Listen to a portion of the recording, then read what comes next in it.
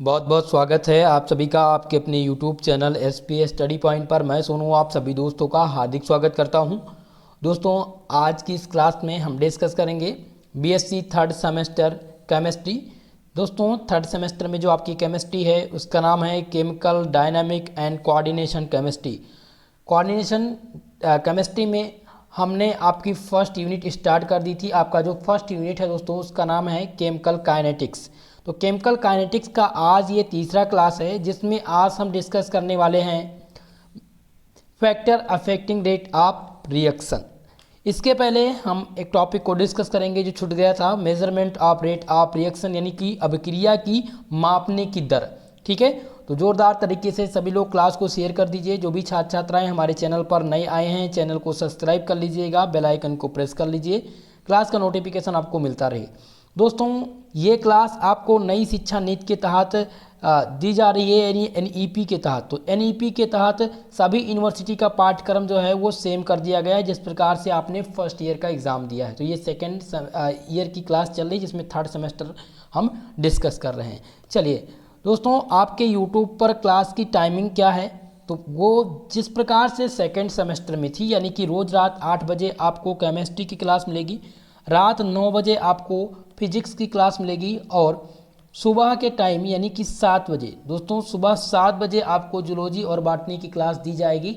आप सभी लोग को अगर टाइमिंग में कोई दिक्कत है तो कमेंट के माध्यम से आप लोग बता सकते हैं। टाइमिंग को अगर आप चाहते हैं कि बदल दिया जाए तो आप अपनी राय ज़रूर दीजिएगा। चलिए दोस्तों, क्लास को स्टार्ट करते हैं। तो सबसे पहला जो टॉपिक आज हमने चूज किया है, इसके पहले हमने रेट ऑफ रिएक्शन को समझ लिया था। पूरा का पूरा मैंने बता दिया था कि रेट ऑफ रिएक्शन किस प्रकार से आप निकालेंगे, किस प्रकार से लिखते हैं। अब measurement of rate of reaction में आज आपको देखना है कि किस प्रकार से इसके अंतर्गत आप देखेंगे एवरेज रेट ऑफ रिएक्शन। क्या देखेंगे दोस्तों? Average rate of reaction, average ROR। इसके बाद में आप इसमें पढ़ेंगे इंस्टेंटेनियस रेट ऑफ रिएक्शन। ठीक है, ये दो टॉपिक आप यहाँ पर पढ़ेंगे। इसी के सहारे आप मेजरमेंट करेंगे किसी भी रिएक्शन का। ओके, चलिए तो सबसे पहले हेडिंग डाल दीजिए आप सभी लोग, measurement of rate of reaction. अब आप सबसे पहले समझने का प्रयास करिए। अभी मैं आपको एग्जाम्पल दे करके, ग्राफ बना करके सारी चीज़ समझाऊंगा, लेकिन सबसे पहले थ्योरी आप समझना बहुत ज़रूरी है। In the order to measure rate of reaction, the concentration of one of the reactant or product is observed at different interval time। दोस्तों, किसी भी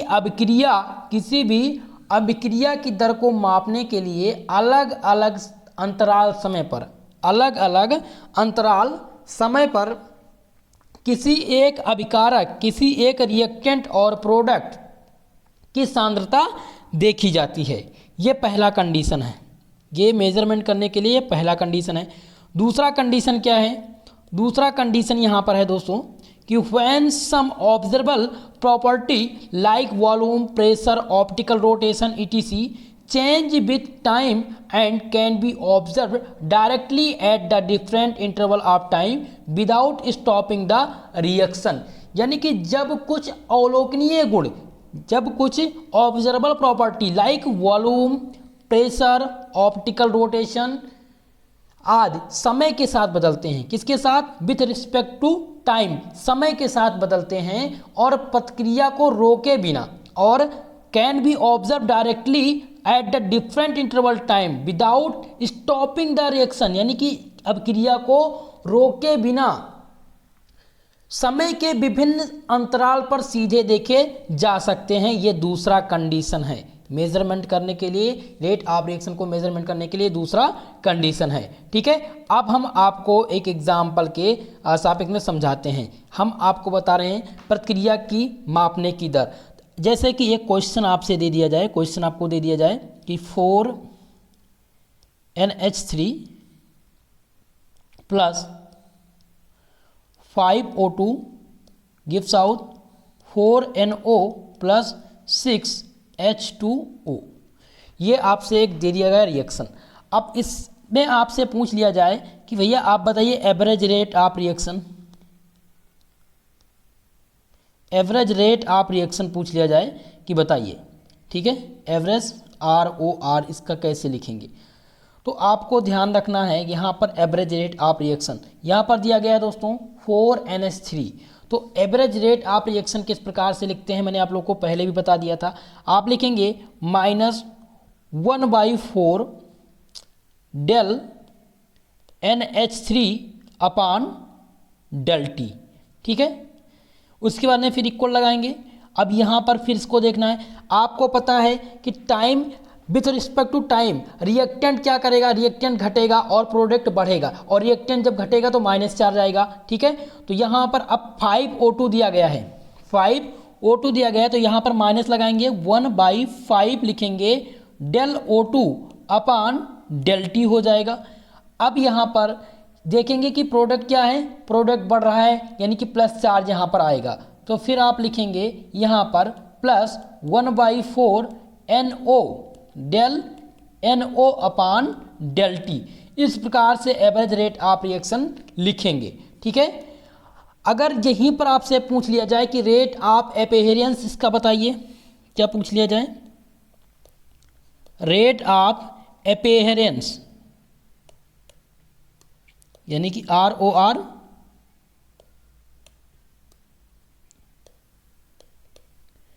का एपेहेरेंस किस प्रकार से लिखेंगे। तो आप इसका लिख सकते हैं del NO अपान del T और लगा देंगे क्या, मॉड। ये हो जाएगा rate of appearance. Average rate of reaction किस प्रकार से लिखते हैं वो आप लोग को पता है, मैंने इसके पहले वाली क्लास में भी बता दिया था। अब हम जो सबसे इम्पॉर्टेंट है वो इंस्टेंटेनियस रेट ऑफ रिएक्शन किस प्रकार से निकालेंगे, ये इम्पॉर्टेंट हो जाता है। तो इंस्टेंटेनियस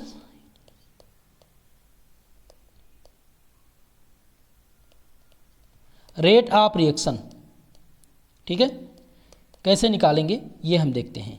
तो इसके लिए आपको करना क्या है कि कोई एक रिएक्शन ले लेते हैं, जैसे कि मैंने एक रिएक्शन ले लिया 2A plus 3B gives out 4C, एक रिएक्शन हमने ले लिया। अब इसका आपसे कहा जाए कि इसका इंस्टेंटेनियस रेट ऑफ रिएक्शन निकालिए। अब ये इंस्टेंटेनियस रेट ऑफ रिएक्शन होता क्या है, ये चार्ज होता है बहुत ही छोटे समय में, जो बहुत ही कम समय में हो जाए, ऐसा रिएक्शन जो बहुत ही कम समय में हो रहा हो उसको इंस्टेंटेनियस रेट ऑफ रिएक्शन कहते हैं। अब यहाँ पर सबसे पहले हम इसको लिख लेते हैं, किस प्रकार से लिखेंगे। तो आप लोग को पता है रेट ऑफ रिएक्शन किस प्रकार से लिखते हैं। यहाँ पर है 2A, ये रिएक्टेंट है, तो रिएक्टेंट क्या करता है, टाइम के साथ घटता है, 1/2 हो जाएगा, 1/2। यहाँ पर हम लिख सकते हैं इसे DA अपान DT। देखिए दोस्तों, जो del T है ये इक्वल टू क्या होता है, टेंस टू 0 होता है, तो del T इक्वल टू क्या हो जाएगा, DT हो जाएगा। तो del जो T होता है उसको हम DT के रूप में यहाँ पर लिखेंगे, तो DT हो जाएगा, ठीक है, इक्वल टू -1/3 यहाँ पर हो जाएगा DB upon DT equal to 1/4 DC upon DT। इस प्रकार से आप इसका इंस्टेंटेनियस रेट ऑफ रिएक्शन लिख सकते हैं। अगर यहीं पर आपसे पूछा जाए ग्राफ बनाने के लिए, ग्राफिकल क्वेश्चन अगर आपसे पूछ लिया जाए कि ये बताइए कि रेट ऑफ रिएक्शन कैसे आप फाइंड करेंगे, तो आपको रेट ऑफ रिएक्शन कैसे दिखाना है। जैसे कि हम यहाँ पर ले लेते हैं रिएक्टेंट को, किसको ले लेते हैं, रिएक्टेंट को ले लेते हैं। तो आप सबको पता है रिएक्टेंट का कंसंट्रेशन टाइम के साथ क्या होता है, टाइम के साथ गिरता है। यहाँ पर विथ रिस्पेक्ट टू टाइम लिख देंगे, ठीक है। तो ग्राफिकल में देखेंगे कि जो रिएक्टेंट का ग्राफ होता है, रिएक्टेंट का कंसंट्रेशन जो होता है वो टाइम के साथ नीचे गिरता है। और प्रोडक्ट की यहीं पर बात करें, यहीं पर अगर बात करें प्रोडक्ट की, आपको समझ में आ गया। चलिए, तो अब हम यहीं पर बात करें अगर प्रोडक्ट की, कि प्रोडक्ट का क्या होता है। तो आप सभी को पता है कि प्रोडक्ट का कंसंट्रेशन टाइम के साथ क्या होता है, टाइम के साथ बढ़ता है। प्रोडक्ट का कंसंट्रेशन टाइम के साथ क्या होता है, बढ़ता है। तो ये प्रोडक्ट का है, ये प्रोडक्ट का ग्राफ है, और ये हो जाएगा आपका रिएक्टेंट का विथ रिस्पेक्ट टू टाइम, ठीक है। तो दोनों बात समझ में आ गई, दोनों बात आपके समझ में आ रही है। चलिए जल्द ही बोर्ड पर क्लास होगी और अच्छे से आप लोग को समझ में आएगा दोस्तों, ठीक है। तो ये रहा आपका कंसंट्रेशन के बारे में। अब कुछ लोगों के मन में एक सवाल उठता है दोस्तों कि ये जो आप बता रहे हैं सर dA/dt क्या होता है, ये आखिर में क्या होता है। तो जो ये आपका dA है ये क्या दिखाता है, आपका जो dA होता है दोस्तों ये बताता है कि किस रेट से A जो है वो ख़त्म हो रहा है विथ रिस्पेक्ट टू टाइम। और जो dt आपका है ये क्या बताता है, ये बताता है किसी भी ग्राफ में किसी भी पॉइंट का स्लोप, किसी भी पॉइंट का क्या बताता है, स्लोप बताता है। अब ये स्लोप क्या है इसको समझ लेते हैं कि आखिर में ये स्लोप क्या होता है। तो स्लोप होता है दोस्तों, स्लोप इक्वल टू होता है tan थीटा और tan थीटा इक्वल टू हम इसे लिख सकते हैं dA/dt, ठीक है। जैसे कि हमने एक एग्जांपल ले लिया, यहाँ पर एक ग्राफ प्लॉट किया और यहाँ पर हमने लिखा dA यानी कि instantaneous rate of reaction time के साथ क्या होगा, डिक्रीज करेगा। अब यहाँ पर हमने एक कर्व खींच दिया। अब इस कर्व का जो इस पॉइंट है, ये पॉइंट है दोस्तों, इस पॉइंट का आपसे कहा जाए कि आप बताइए इसका स्लोप क्या होगा, तो इसका स्लोप हो जाएगा tan theta equal to dA/dt। इसी प्रकार से चलिए एक क्वेश्चन आपको देते हैं। क्वेश्चन है, नोट करिएगा, N2 plus 3H2 gives out 2NH3। अब इसमें आपसे पूछ लिया जाए कि find the first rate of reaction, first ROR किस प्रकार से निकालेंगे। तो सबसे पहले रेट ऑफ रिएक्शन लिख लीजिए, इसका ROR इसका लिख लीजिए। ROR किस प्रकार से लिखेंगे, चलिए तो ROR लिखने के लिए आपको पता है कि ये आपका रिएक्टेंट है और ये आपका प्रोडक्ट है, रिएक्टेंट और प्रोडक्ट। रिएक्टेंट का क्या होता है, टाइम के साथ कंसंट्रेशन, रिएक्टेंट का कंसंट्रेशन टाइम के साथ क्या होता है, लूज होता है यानी गिरता है, डिक्रीज करता है। प्रोडक्ट का कंसंट्रेशन टाइम के साथ क्या करता है, इंक्रीज करता है। तो अब इसका हम किस प्रकार से लिखते हैं, हम इसको रेट ऑफ रिएक्शन के फॉर्म में किस प्रकार से लिखेंगे, हम इसको लिख सकते हैं 1/1 minus 1/1 dN2 upon dt equal to minus 1/3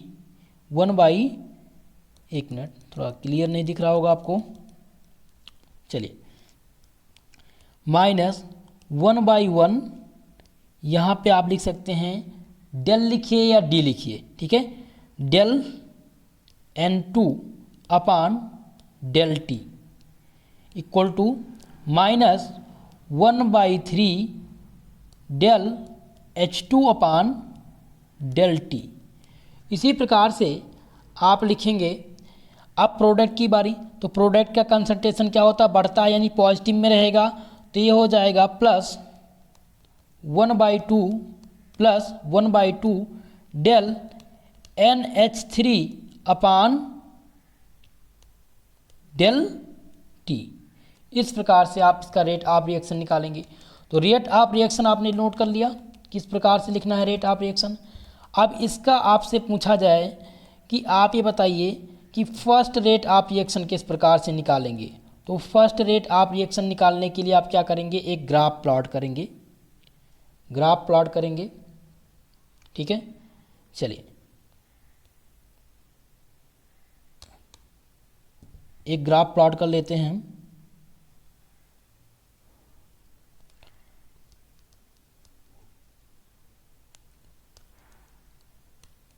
अब इसमें क्या होता है कि आप सबको पता है रिएक्टेंट क्या करेगा, डिक्रीज करेगा, रिएक्टेंट डिक्रीज करेगा। अब हम इसमें ले लेते हैं एक पॉइंट, यहाँ से दूसरा पॉइंट ले लेते हैं ये, ठीक है। अब इसको मान लेते हैं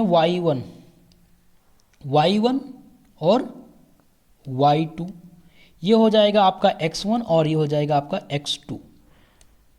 चलिए अभी समझ में आएगा, ये पूरी कहानी आपको क्लियर होगी, परेशान मत होइए।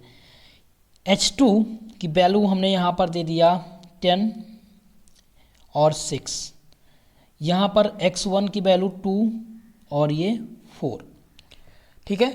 विथ रिस्पेक्ट टू टाइम, यहाँ पर टाइम याद रखिएगा, टाइम के सापेक्ष में ये क्रिया होगी। अब फार्मूला क्या है, अब इसका फॉर्मूला है दोस्तों DH2 अपान, हम किसका निकाल रहे हैं, H2 का निकाल रहे हैं। किसका निकाल रहे हैं, H2 का।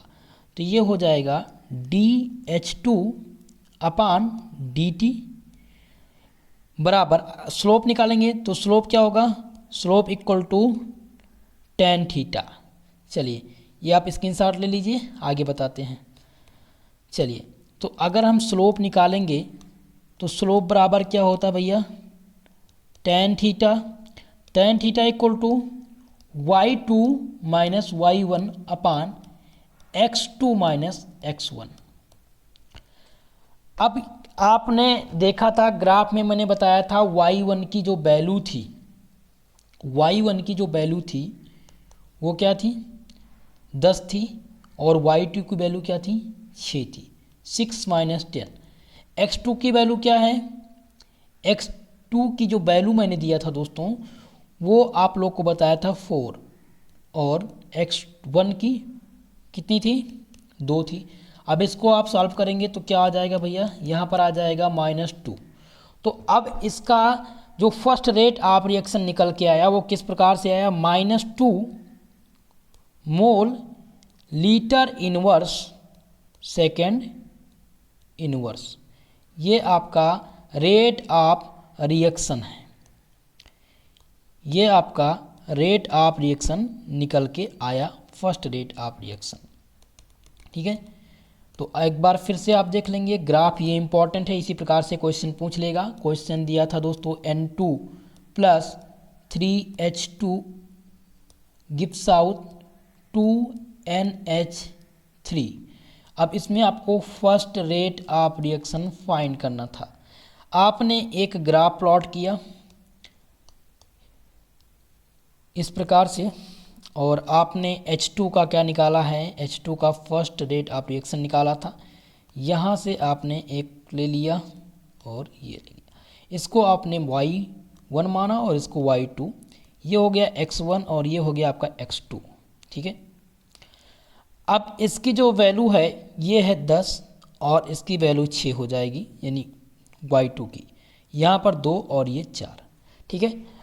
अब होता क्या है, स्लोप बराबर क्या होता है, स्लोप बराबर दोस्तों होता है tan थीटा, और tan थीटा इक्वल टू होता है y2 minus y1 upon x2 अपान x1, ठीक है। अब इसको जब आप सॉल्व करेंगे तो आपका आएगा निकल के -2। अब -2 आएगा तो रेट ऑफ रिएक्शन का जो यूनिट होता है वो क्या होता है, mole litre inverse second inverse होता है। तो आप लिख देंगे -2 mole litre inverse second inverse, ये आपका यूनिट निकल के आ जाएगा, यही इसका फाइनल आंसर होगा। तो इस प्रकार से आपको रेट ऑफ रिएक्शन लिखना है। चलिए अब जो आपका मेन टॉपिक है उसको स्टार्ट करते हैं।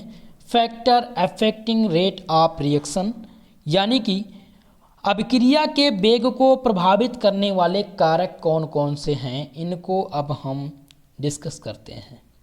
बहुत ही मोस्ट इम्पॉर्टेंट टॉपिक है दोस्तों ये आपका, अभिक्रिया का वेग को प्रभावित करने वाले कारक। Following facts affecting the rate of reaction, यानी कि विभिन्न प्रकार के कारक हैं जो रेट ऑफ रिएक्शन को क्या करते हैं, प्रभावित करते हैं।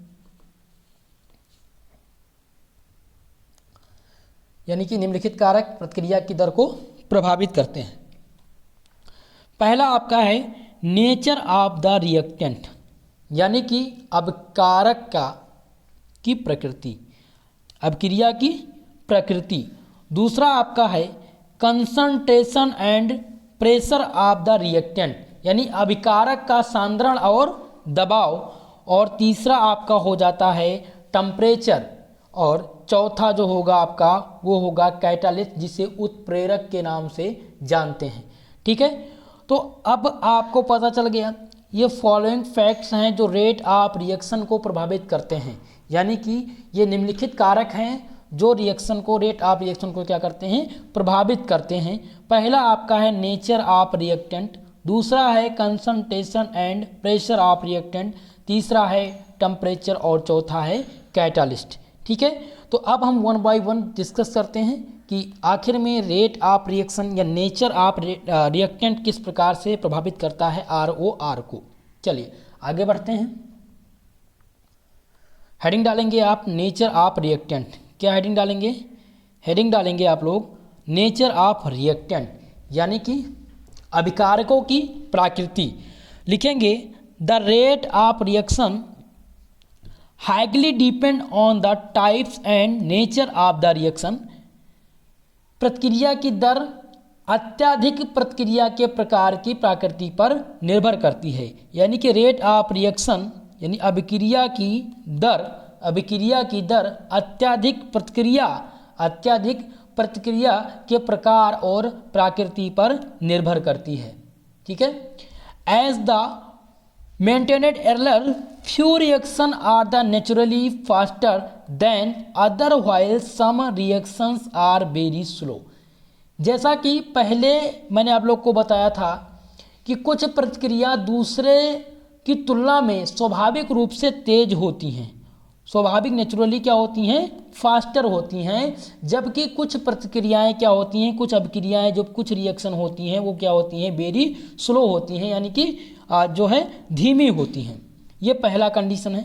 दूसरा आपका है, दूसरा क्या बताता है, दूसरा कौन सा कारक प्रभावित करता है, वो है the physical state of reactant, number of reactant, complexity of reaction and other factor highly influence the reaction rate as well. अभिकारक की भौतिक प्रक्रिया, दोस्तों अभिकारकों की भौतिक अवस्था यानी फिजिकल स्टेट यहाँ पर बताया गया है। अभिकारक की संख्या, पहला कंडीशन ये दिया गया है कि द फिजिकल स्टेट यानी अभिकारक की भौतिक अवस्था, रिएक्टेंट्स या नंबर ऑफ रिएक्टेंट्स यानी कि अभिकारकों की संख्या, फिर आपका दिया गया है complexity of reaction and other factor highly influence the reaction rate as well. तो कहने का मतलब यह है कि अभिकारक यानी कि रेट ऑफ रिएक्शन जो है आपका, यानी कि रेट ऑफ रिएक्टेंट जो प्रभावित करता है वो फिजिकल स्टेट यानी कि अभिकारक की भौतिक अवस्था या फिर अभिकारक की संख्या, प्रतिक्रिया की जटिलता और अन्य कारक प्रतिक्रिया की दर को अत्यधिक प्रभावित करता है। ये रेट ऑफ रिएक्शन। अब यहाँ पर आता है कि रेट ऑफ रिएक्शन को जो रिएक्टेंट है वो किस प्रकार से प्रभावित करता है। तो रिएक्टेंट में फिजिकल स्टेट ऑफ रिएक्टेंट यानी कि अभिकारक की भौतिक अवस्था प्रभावित करती है, नंबर ऑफ रिएक्टेंट यानी कि अभिकारकों की संख्या भी प्रभावित करती है, और प्रतिक्रिया की यानी अभिक्रिया की जटिलता और उनके जो कारक होते हैं प्रतिक्रिया की अत्यधिक प्रभावित करती है। ठीक है, चलिए आगे बढ़ते हैं। The rate of reaction is highly generally slower. जो रेट ऑफ रिएक्शन होता है दोस्तों, rate of reaction is generally slower in liquid when the compare to gas and slower in solid when compare to liquid. बहुत ही important है ये, इसको आप समझने का प्रयास करिएगा। देखिए, गैस की तुलना में जो द्रव होता है, गैस की तुलना में द्रवों में प्रतिक्रिया आमतौर पर क्या होती है, धीमी होती है यानी स्लोवर होती है। लेकिन और तरल पदार्थ की बात करें, तो तरल पदार्थों की तुलना में ठोस में क्या होता है, भैया, बहुत ही धीमा होता है। अभिकारक का आकार, size of the reactant also matter a lot, यानी कि अभिकारक का आकार जितना छोटा होगा, अभिकारक का आकार भी बहुत मायने रखता है दोस्तों। ध्यान रखिएगा, एक बार फिर से मैं बता दूं, बहुत ही मोस्ट इंपॉर्टेंट है। The rate of reaction is generally slower in liquid. Rate of reaction generally slower होता है कहाँ पर, लिक्विड में, व्हेन कंपेयर्ड गैस, यानी कि गैस की तुलना में रेट ऑफ रिएक्शन लिक्विड का बहुत धीमा होता है, एंड स्लोवर इन लिक्विड, और सॉलिड में क्या होता है, स्लो होता है। When compare to liquid, solid में क्या होता है, लिक्विड की अपेक्षा बहुत ही धीमा होता है।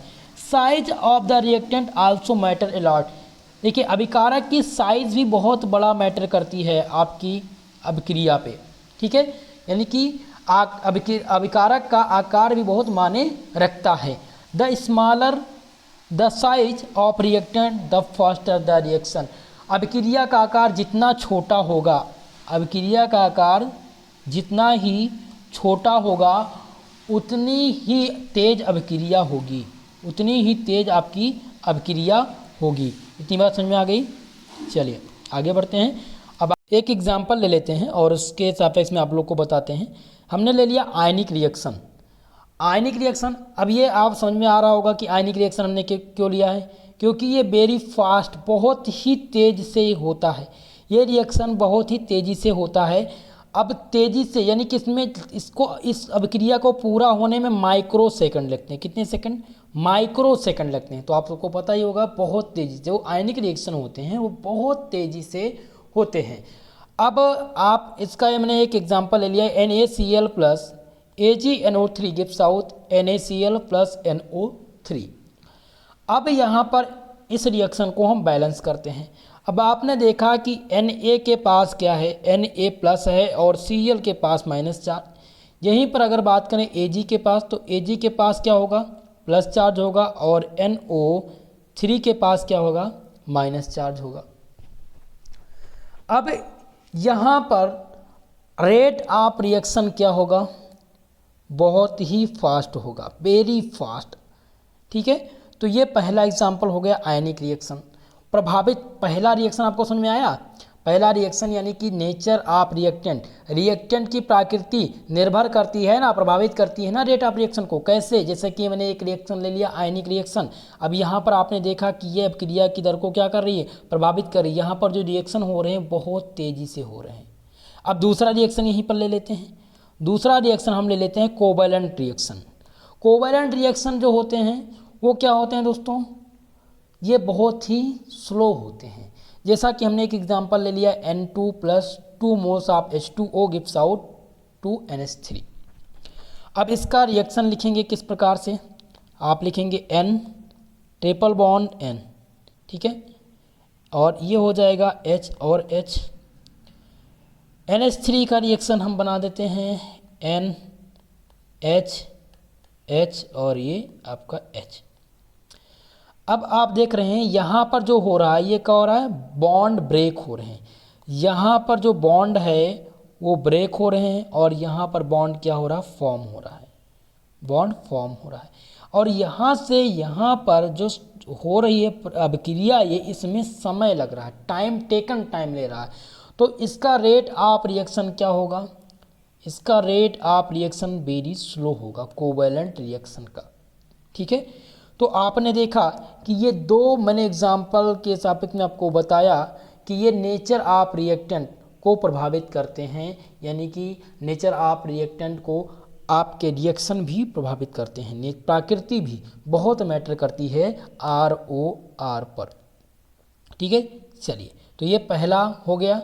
अब हम दूसरा लेते हैं concentration of reactant. Concentration of reactant क्या होता है, चलिए, अभिकारक की सांद्रता, इसको हिंदी में क्या कहते हैं दोस्तों, इसको कहते हैं अभिकारक की सांद्रता। तो increasing the concentration of one और more reactant will open increasing the rate of reaction. एक या एक से अधिक अभिकारक की सांद्रता बढ़ाने से अक्सर प्रतिक्रिया की दर में वृद्धि होती है, यानी increasing the concentration of one और मोर रिएक्टेंट। अगर आप एक से अधिक रिएक्टेंट का कंसंट्रेशन इंक्रीज करेंगे तो प्रतिक्रिया की दर क्या हो जाएगी, प्रतिक्रिया यानी अपक्रिया की दर में क्या हो जाएगा, वृद्धि होगा, इंक्रीज करेगी। क्या करेगी, इंक्रीज करेगी। दूसरी चीज़, दूसरी कंडीशन, दूसरा क्या है, the occur because a higher concentration of a reactant will lead to more collision of that reactant in the specific time period। ऐसा इसलिए होता है दोस्तों, ऐसा क्यों होता है? ऐसा इसलिए होता है क्योंकि एक अभिकारक की उच्च सांद्रता में एक विशिष्ट समय अवधि में उस अभिकारक की अधिक टक्करों को जन्म देती है।